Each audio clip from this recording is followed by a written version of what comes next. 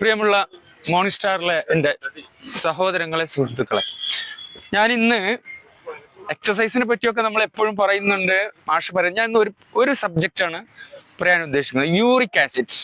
നമ്മൾ ഈ റുട്ടീനായിട്ട് body checkup എന്ന് പറഞ്ഞ് 500 രൂപ 600 രൂപേൻ്റെ ടെസ്റ്റ് ഇപ്പം എല്ലാവരും ചെയ്യുന്നുണ്ട്.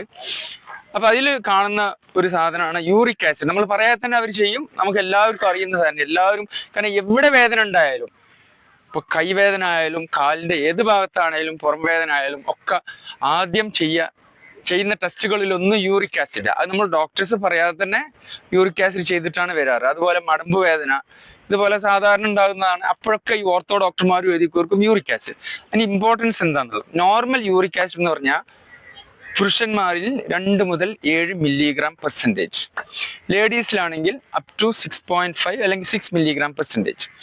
അതാണ് നോർമൽ റേഞ്ച്. അപ്പൊ ഇതൊരു ക്വസ്റ്റ്യൻ എന്താണെന്ന് വെച്ചാൽ, നമ്മൾ സ്ഥിരം കാണുന്ന ഒരു കാര്യം അതുകൊണ്ട് പറയുന്നത്.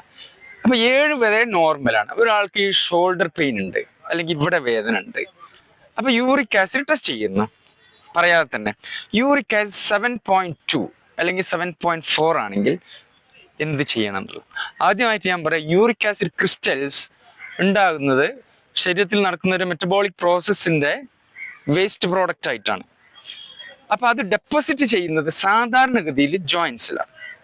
ജോയിൻസിൽ ഏറ്റവും കൂടുതൽ ഡെപ്പോസിറ്റ് ചെയ്യുക നമ്മളെ തള്ളവിരലിന്റെ ഫസ്റ്റ് ജോയിന്റ്, നമ്മൾ ഫസ്റ്റ് MP ജോയിന്റ് എന്ന് പറയും, ഇവിടുത്തെ ആദ്യത്തെ ജോയിന്റ്. പിന്നെ ചെറിയ ജോയിൻസിലാണ് സാധാരണ ഡെപ്പോസിറ്റ് ചെയ്യുക. പിന്നീടാണ് ഈ ആംഗിൾ ജോയിന്റിലോ അപൂർവമായിട്ട് മുട്ടുകളിലൊക്കെ ഡെപ്പോസിറ്റ് ചെയ്യും. അല്ലാതെ അത് മസിലിൽ ഡെപ്പോസിറ്റ് ചെയ്തിട്ട് ഉണ്ടാകുന്നില്ല. അപ്പൊ ഒരു ബാക്ക് പെയിൻ ഉണ്ടാകുമ്പോൾ യൂറിക് ആസിഡ് ചെയ്തപ്പോൾ 7.4 ഉണ്ടെങ്കിൽ അത് യൂറിക് ആസിഡ് ഉണ്ടാകുന്ന കരുതരുത്. അത് ഇൻസിഡന്റലി അവിടെ ഉണ്ടായതാണ്. അപ്പൊ അത് ട്രീറ്റ് ചെയ്യണോ വേണ്ടേ എന്നുള്ളതാണ് അടുത്ത ക്വസ്റ്റ്യൻ. സാധാരണ യൂറിക് ആസിഡ് നമ്മൾ എല്ലാവരും, ഒരുപാട് ആളുകൾ, ഡോക്ടേഴ്സ് ആയാലും ആരായാലും പേഷ്യൻസ് ആയാലും നമ്മൾ ചെയ്യുന്ന കണ്ടിട്ടുണ്ട്. ഞാനത് തെറ്റെന്ന് പറയുന്നില്ല, എൻ്റെ ഒരു വ്യൂ അല്ലെങ്കിൽ ഞാൻ പഠിച്ച കാര്യമാണ് ഞാൻ പറയുന്നത്. ഞാൻ ക്രിറ്റിസൈസ് ചെയ്യില്ല. യൂറിക് ആസിഡ് ട്രീറ്റ് ചെയ്യേണ്ട 2 അവസ്ഥയിലാണ്. ഒന്ന്, യൂറിക് ആസിഡ് റിലേറ്റഡ് സിംറ്റം ഉണ്ടെങ്കിൽ, അതായത് അതിനോട് ബന്ധപ്പെട്ട സിംറ്റം എന്ന് പറഞ്ഞാൽ സ്പെസിഫിക് ആയിട്ടുള്ള ചില ജോയിൻസിനും ജോയിന്റ് പെയിനും, ഗൗട്ട് എന്നാണ് അതിന് പറയുക. Uric acid deposition gouty toffee എന്ന് പറയും. അപ്പൊ അതുണ്ടെങ്കിൽ സാധാരണഗതിയിൽ ഈ ജോയിന്റിലോ അല്ലെങ്കിൽ ചെറിയ ജോയിന്റ്സിലോ അത് പെയിൻ ഉണ്ടാക്കും, ചെറിയ നീർക്കെട്ടുണ്ടാക്കി ചിലപ്പോൾ ഒരു ചുവപ്പ് നിറമൊക്കെ വരാം. അങ്ങനെ ഉണ്ടെങ്കിൽ യൂറിക് ആസിഡിന് ട്രീറ്റ്മെന്റ് വേണം. ഒരുപാട് കാലം ട്രീറ്റ് ചെയ്യണം. ഡയറ്റ് കൺട്രോളും വേണം. എസ്പെഷ്യലി റെഡ് മീറ്റ്, നമ്മൾ ഈ ബീഫ് അങ്ങനത്തെ സാധനങ്ങൾ ഒഴിവാക്കണം. മത്തി ഒഴിവാക്കണം. മത്തി നല്ല ഫിഷാണ്, ബെസ്റ്റ് ഫിഷാണ് മത്തി. പക്ഷെ യൂറിക് ആസിഡ് ഹൈ കണ്ടന്റ് ആണ്. അപ്പൊ അങ്ങനെ ഉണ്ടെങ്കിൽ ചില അവസരത്തിൽ യൂറിക് ആസിഡ് ലെവൽ നോർമൽ 7 താഴെയാണെങ്കിലും 6 ആണെങ്കിലും ഡെഫിനറ്റ് സിംറ്റം ഉണ്ടെങ്കിൽ നമ്മൾ ട്രീറ്റ് ചെയ്യണം. രണ്ടാമത്തെ സിറ്റുവേഷൻ, സിംറ്റം അല്ലാതെ നമ്മൾ യൂറിക് ആസിഡ് 7.6 ഒക്കെ കണ്ടാൽ അത് ട്രീറ്റ് ചെയ്യണോ എന്നുള്ളത്, അത് ട്രീറ്റ് ചെയ്യേണ്ട ആവശ്യമില്ല.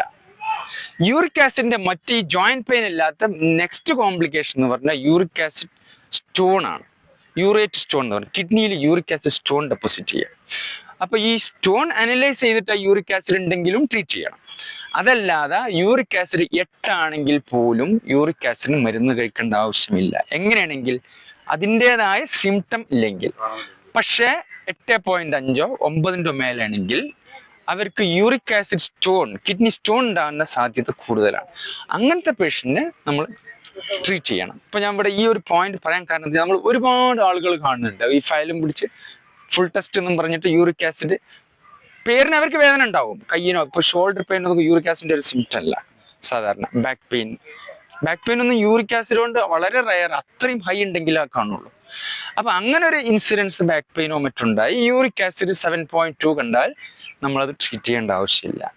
യൂറിക് ആസിഡ് അടങ്ങിയ മെയിൻ ഭക്ഷണങ്ങൾ റെഡ് മീറ്റ് ആണ്, പിന്നെ ഇങ്ങനത്തെ ചില ഫിഷുകൾ, അത് രണ്ടുമാണ്. അപ്പൊ അങ്ങനെയുള്ള ആൾക്കാർ അപ്പോ ഈ 8 താഴെ നമ്മൾ കണ്ടിട്ടുണ്ടെങ്കിൽ നമുക്ക് ഡയറ്റിൽ ഒരു കൺട്രോൾ ചെയ്യാം. അല്ലാതെ അതിന് മരുന്ന് കഴിക്കേണ്ട ആവശ്യമില്ല. ഇത് ഒരുപാട് ആളുകൾ നമ്മൾ മരുന്ന് കഴിക്കുന്ന കണ്ടതുകൊണ്ട് പറഞ്ഞൊരു പോയിന്റ് ആണ്. അപ്പൊ ഇത് മാത്രമേ ഞാൻ പറയാം. Thank you so much.